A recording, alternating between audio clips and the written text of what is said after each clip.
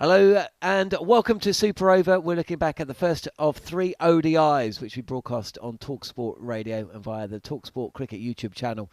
Six main talking points from a big win for India. Let's start with England's batting, Goffey, because the boom and bust approach didn't work again. Well, it did to start with. It did for about 8 overs. Yeah, Salt and Duckett were outstanding at the top. Then confusion, a run out, and then it went downhill from there, didn't it, really? The man we brought back, one of the best players England have ever produced, if not the best, was the man that, in that situation, if he can just bat through the rest of the innings and let all the other players, all the other talented hitters we've got around him play their normal, natural game, we would have been in a slightly different situation. But unfortunately, Joe Root fell to Jadeja. Harry Brook failed, didn't he? Got done with an absolute belter. Quick delivery, right, just head high, and flipped it round the leg side. And we just couldn't get going. We tried to rescue, didn't they, with Bethel and Butler, who both played good knocks, actually, in the situation. But we were way short of what we should have got. From Abhishek Sharma to Tilak Varma, Hardik Pandya, Shivam Dubey. Today it was Shubman Gill. When India needs someone, a batter, to stand up, they always have one. And today it was Shubman Gill. Well, you look at their conversion rate, so many of them, so many hundreds in that side for India. And today we're outstanding. We've seen Rohit Sharma been struggling for form in all formats.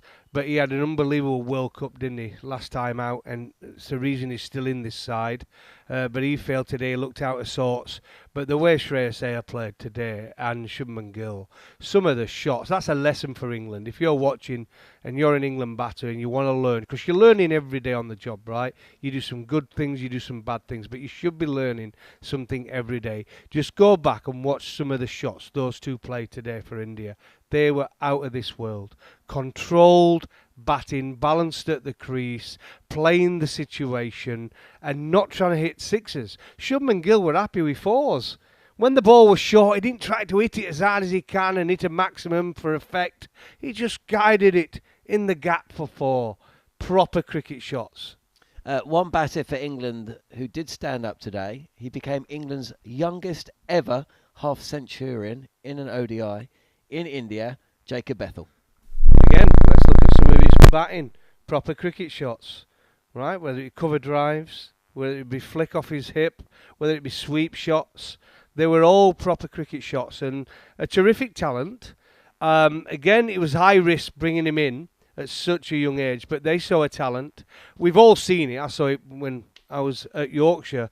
We played against Warwickshire. You could see how talented he was. When he was back playing for England under 19s, you thought, wow, he's going to be playing for England in no time. And he's out there and he's performing at the highest level. This is a big tour for him to go to India and do it at basically at the place where it all kicks off, where the money game is. And he's got an opportunity now over the next few weeks to cement his name in that England side and his next 10 years playing in the IPL. One man who's played 10 years in the IPL is Rohit Sharma, but his woes continue today.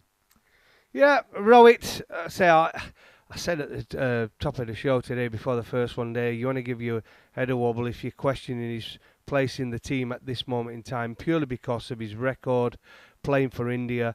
Had a successful World Cup last time out for India. And he's going to get this series and he's going to get the Champions Trophy. And then I think Rohit Sharma will probably make a decision anyway because he's getting on. It's another 2 years for another World Cup, 2.5 years. And I think there's a few of them might go at that point, especially in the Indian side. And they'll rebuild for the next one because they've got 20 probably cricketers all waiting to get an opportunity. With the bat, that is. With the bat, they're waiting, at least 20 batters are waiting for an opportunity in that Indian team.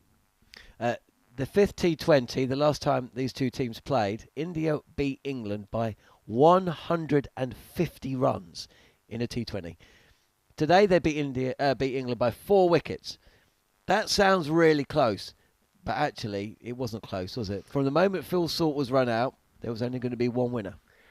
Well, batting first, they did get the best of the conditions because if you look during when India were batting, the ball was turning a lot more, sharper.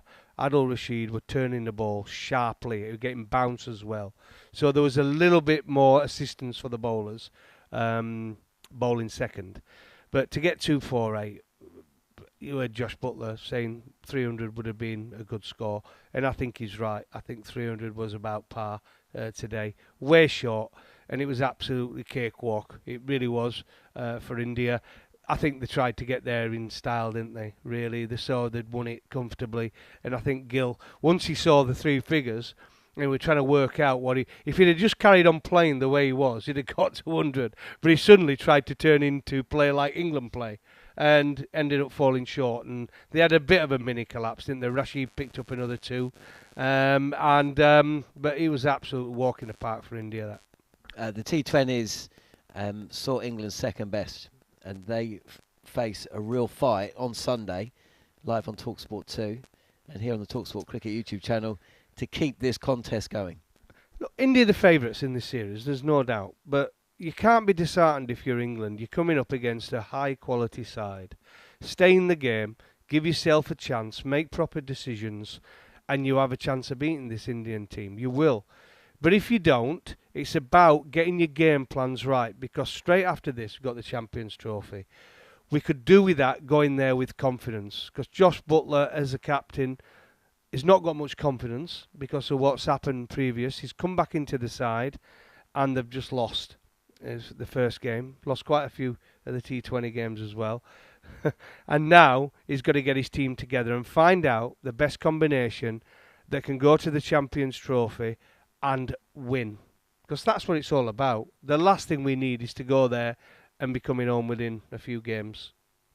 Brilliant stuff. Goffey will be back on Sunday, so will I, as long as my voice survives, as well as Harmy and Manners, Chaitan, and also Jared Kimber. So join us on TalkSport 2 on the TalkSport Cricket YouTube channel for the second ODI from Cuttack at 7 a.m. Our coverage starts on TalkSport 2.